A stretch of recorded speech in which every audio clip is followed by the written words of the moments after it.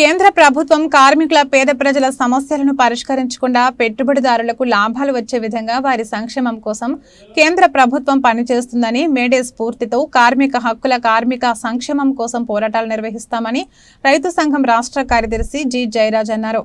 ఈరోజు మేడే సందర్భంగా సదాశివపేట అంబేద్కర్ విగ్రహం దగ్గర సభ ఏర్పాటు చేయడం జరిగింది. ఈ సభ సిఐటియు జిల్లా ఉపాధ్యక్షులు వి ప్రవీణ్ కుమార్ అధ్యక్షతన జరిగింది. ఈ సందర్భంగా జి జయరాజ్ మాట్లాడుతూ కేంద్ర ప్రభుత్వం పెట్టుబడిదారులకు లాభాలు వచ్చే విధంగా విధానాలను రూపొందిస్తున్నారు. ప్రపంచంలోనే మన దేశంలో శతకోటీశ్వరుల సంఖ్య పెరిగిపోయిందని అన్నారు.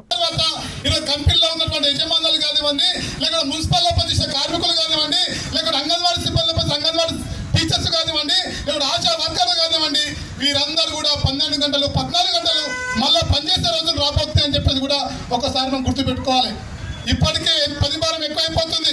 ఇప్పటికే అదే రకాల పని చేస్తూ ఉన్నాం. పనికి దగ్గర వేతనం రావట్లేదు.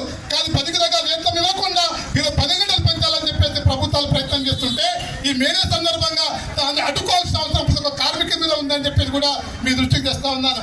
అదేవిధంగా ఈరోజు సంపద సృష్టించే కార్మిక వర్గం మొత్తం ఈరోజు హక్కులు రావట్లేదు.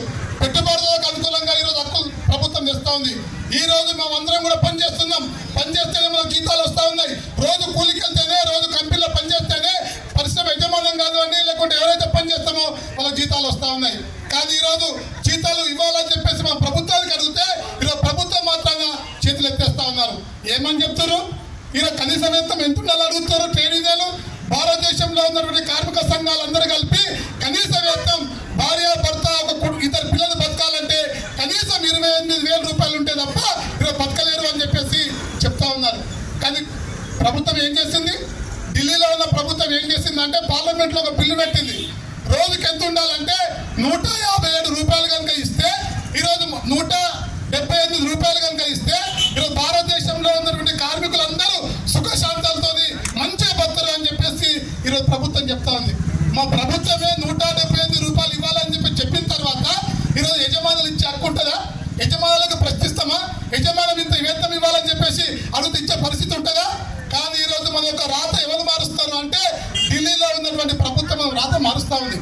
మనం చాలా మంది అనుకుంటాం ఈరోజు ప్రతిదీ ప్రభుత్వం యొక్క విధానాల వల్లే, ప్రభుత్వం యొక్క చేసే సంస్కరణల వల్లే ఈరోజు వాళ్ళ యొక్క భారం మన మీద పడుతున్న పరిస్థితి కూడా కనిపిస్తూ ఉంది. అందుకే ఈరోజు పెద్ద ఎత్తున ఈ మేడే సందర్భంగా ఈ మేడే స్ఫూర్తి రాబోయే కాలంలో మన హక్కుల కోసం కూడా అందరం సంఘటితంగా ఉండాల్సిన అవసరం కూడా ఉంది. కానీ ప్రభుత్వం ఏం చేస్తుంది? ఇప్పుడు భారతదేశంలో పెద్ద పెద్ద పెట్టుబడిదారులు టాటా, బిర్లా అంబానీ కానీ, ముఖేష్ అంబానీ కానీ అనేక మందికి ఈ సంవత్సర కాలంలో 19 లక్షల కోట్ల రూపాయలు రుణాలు మొత్తం మాఫీ చేసింది. ఈ రోజు మనం అందరికీ కూర్చున్నాం. ఒక నెల కరెంట్ బిల్లు కట్టకపోతే ఏం చేస్తారు? కరెంట్ వాళ్ళు వచ్చి కట్ చేస్తారు. ఒక నెల నల్ల బిల్లు కట్టకపోతే వచ్చి కట్ చేస్తారు. కానీ ఈ రోజు రైతులు రుణాలు తీసుకుంటారు. ఆ రుణం కనుక కట్టకపోతే ఈరోజు వడ్డీ మీద వడ్డేసి చక్రవడ్డీ వేసి ఆ రైతుల దగ్గర నుంచి రుణాలు వసూలు చేస్తారు. కానీ ప్రభుత్వం, కేంద్రంలో ఉన్నటువంటి ప్రభుత్వం ఏం చేసింది తెలుసా? ఈ 10 సంవత్సరాల కాలంలో 19 లక్షల కోట్ల రూపాయలు ఈరోజు పెద్ద ఎత్తున పెట్టుబడిదారులకు మాఫీ చేసింది. వాళ్ళ డబ్బులు లేవంట, ఈరోజు మాఫీ చేయాలి అని చెప్పేసి వాళ్ళకి అనుకూలంగా చేస్తున్నారు. దీన్ని బట్టి మేము ఏమర్థం చేసుకోవాలి? ఈ ప్రభుత్వం ఎవరి పక్షాన ఉంది? ఈ ప్రభుత్వం ఎవరి గురించి ఆలోచిస్తుంది? ఈ ప్రభుత్వం